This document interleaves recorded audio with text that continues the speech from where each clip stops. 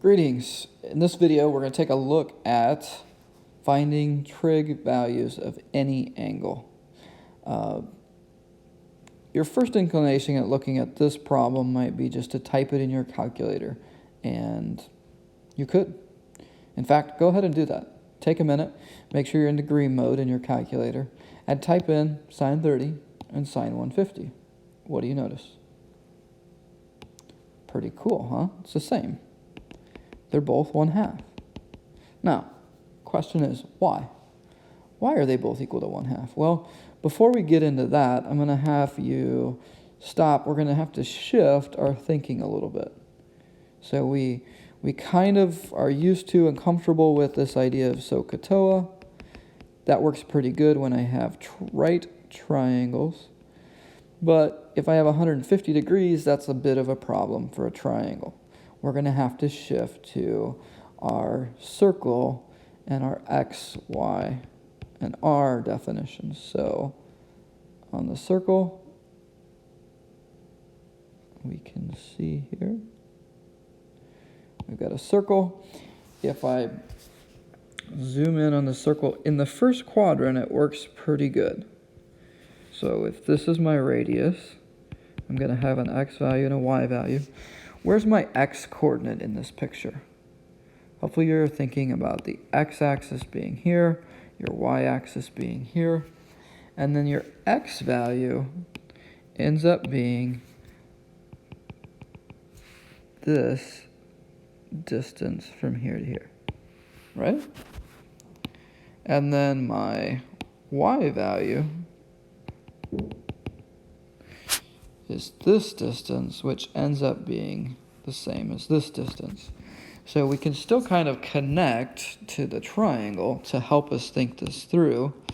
So if I have theta here, and this is just a quick review, sine theta, y over r, cosine theta, x over r, tangent theta, y over x. And hopefully you're comfortable with it. Because what's going to happen is you're going to get values that don't have a triangle. So take 90 degrees, for instance. When you have theta as 90 degrees, you've got an angle here, there's no triangle. You're going to have to use this circle. And you're going to have to think of, okay, this is at 0, 1. The sine of 90 then is y over r. That'd be 1 over 1, which is 1. This works great, even though we don't have a triangle. So, anyway, bit of a side trail, I'm sorry.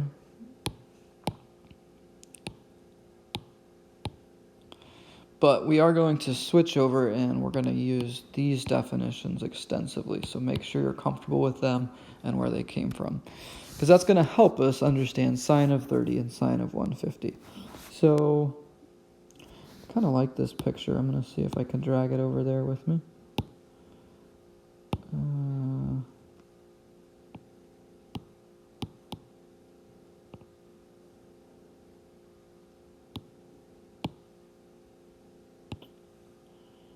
Yeah, I was afraid of that. Give me a second here.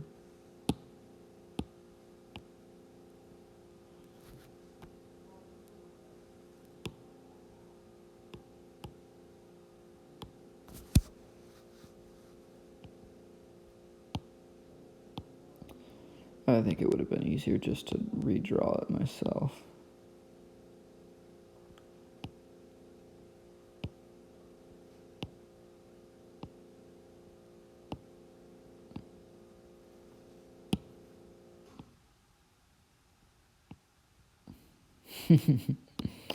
Definitely a lot of work there to get this picture, but now that I have it, I can use it to my advantage. So, and I'm even going to duplicate one for later. All right, so sine of 30 and sine of 150.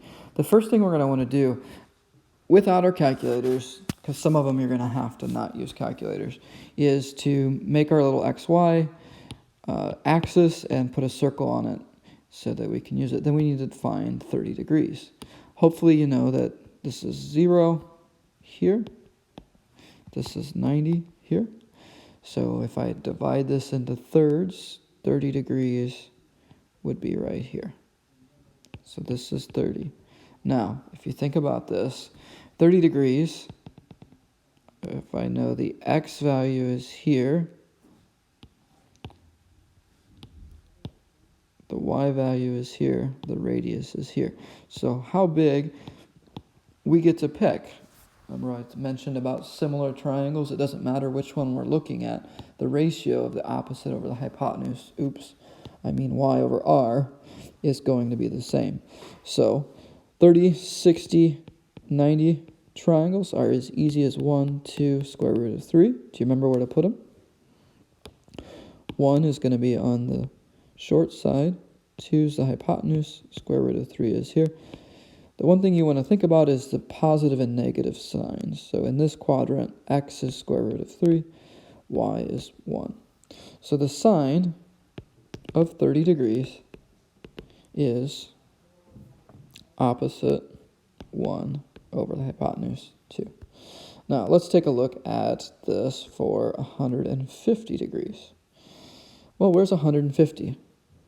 Well, hopefully you're comfortable with this being 180 degrees. This is 90. So 150 has to be between the two. Where exactly? Well, you're probably thinking, well, 30 degrees back from 180. And you would be exactly right.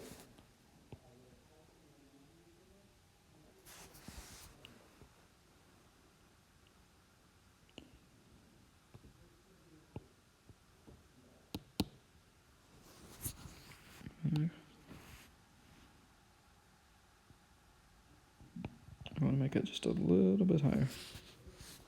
Okay, so if you know this is 30 degrees back, and then you're thinking sine is y over r, you're going to think about your y value here, and my radius here.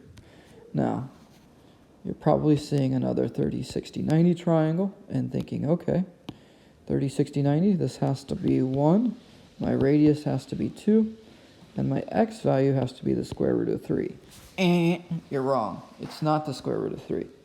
Why? Because we're on the xy plane. The x is negative square root of 3 because we're going to the left. Y is positive. We are going up. So we get negative square root of 3 as my x value, 1 is my y value, and 2 is my r value. So when I go to sine of 150, you see the y value is 1 over the radius, which is 2. Quick note, the radius is always positive. Even if it's down here, the radius will be positive because it's a distance. All right, so let's take a look at this. You'll notice that regardless of whether it was on the 30 degrees in the first quadrant or 150 degrees in the second quadrant, the y value is still the same, and so the sine is the same. So I know there's a lot there, and I explained a lot in there, but this is why we get the same ratios for sine of 30 and sine of 150. So really understanding this unit circle deeply is really important. Understanding that we're looking at x and y values, seeing that we have a y value in the first quadrant that's the same as a y value in the second quadrant is huge. Seeing that the x value in the first quadrant compared to the x value in the second quadrant, same absolute value, but this one in the second quadrant is negative, this one's positive. That makes a big difference. All right, so if you got that and you understand that deeply, I would encourage you to pause the video and go ahead and do the next section on your own.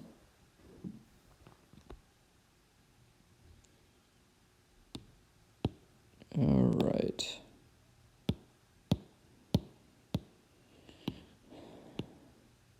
I'm going to take a look here. and find the exact value of sine, cosine, and tangent. Remember what did I say this exact value is keyword for? What does it mean? No decimal approximations or no decimal rounding. Okay? So 1.5 is exact.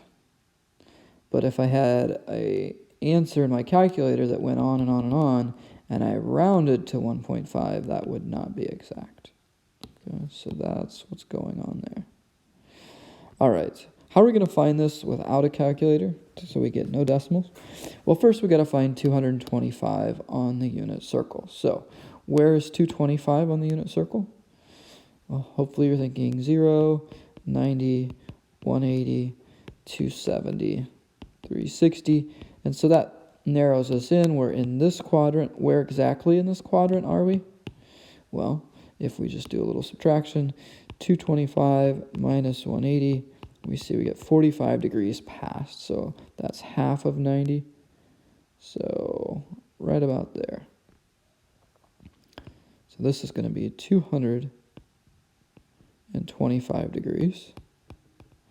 And the question is now, what's my x and my y values here? Hopefully you see that my x value in this quadrant is going to be negative, as well as my y value is negative. So this is going to be a negative number, a negative number. If you think about the reference angle and you think about the triangle, you know this is 45, 45, 90. And so hopefully you remember your ratio is 1, 1, square root of 2. But in this case, these need to be negative 1, square root of 2. And so in this quadrant, we get negative 1 for x, negative 1 for y. Square root of 2 is always, shouldn't say it that way. The hypotenuse is, let me call it a radius instead. The radius here is always positive because it's a length. If I grab a tape measure and I measure this, it's always positive. Nobody's ever negative 6 feet tall. They're always positive. So now to find sine, cosine, and tangent. Let's go ahead and do this. Sine of 225, cosine of 225, tangent of 225. So sine we know is, do you know the definition on the circle in terms of x, y, and r? Hopefully you're thinking y over r. So my y value is negative 1, r is square root of 2. Cosine of 225 is x over r. That's also going to be negative 1 over square root of 2. Tangent, I think this is kind of cool. We'll get y over x, that's negative 1 over negative 1, which gives me positive 1. Now, if you want, you can stop here, or you could rationalize these. If you rationalize them, you get negative square root of 2 over 2, but I'm really fine with you leaving them like this. Ooh, there you go. So, that is part A. Let's take a quick look at part B.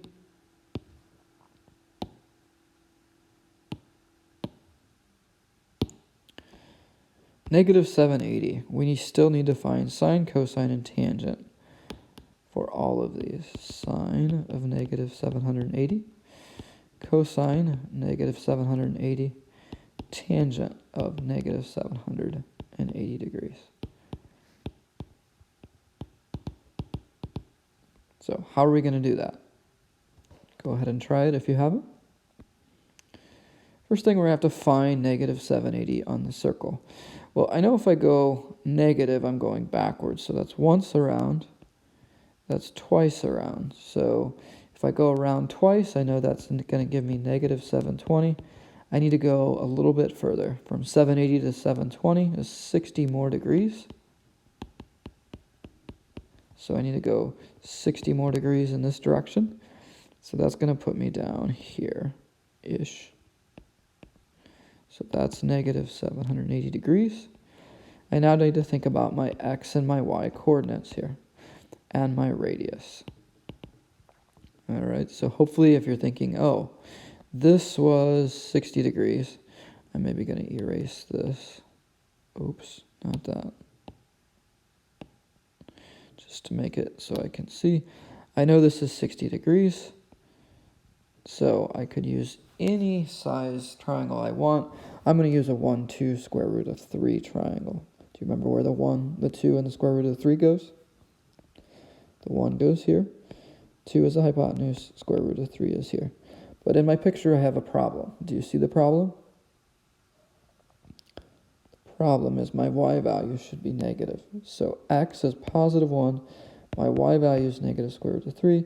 My r is positive 2. Again, even though it's below the x-axis, the radius is a length and is always positive. All right, so now we just need to plug it in. Sine, in terms of x, y, and r, is y over r, so it's negative square root of 3 over 2. Cosine is x over r, 1 over square root of 2. Tangent's y over x, so negative square root of 3 over 1. And there you have it. We have the exact values for sine, cosine, and tangent. Quick review. Key concept is when we're on a circle with our trig functions, we really need to rely on the y, r, and x values. It's going to give us negative answers at times. That's important. It's always also going to help us if we don't have a triangle. Sometimes that will happen.